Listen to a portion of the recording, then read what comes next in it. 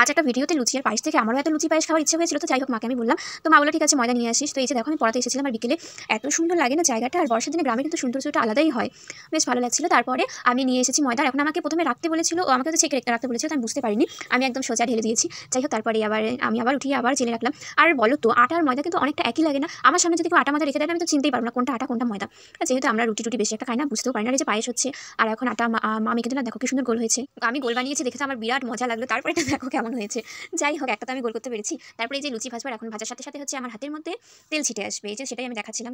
তারপরে আর কি লুচি হয়ে গেল, লুচিগুলো কি শক্ত হয়েছিল, মানে খাওয়া যাচ্ছিল, আসলে আমি বানিয়েছি তো। তারপরে আর কে তোমরা খাও এইভাবে বলো তো রান্না করার সময়? আমি তো খাই, বিশেষ করে আমি যখন নিজে রান্না করি। আর দেখো এটা তো একদম মানে কিসের যে ম্যাপ বলবো আমি। যাই হোক, ও লুচি আমি মনে হয় প্রথমবারই করছি নিজে।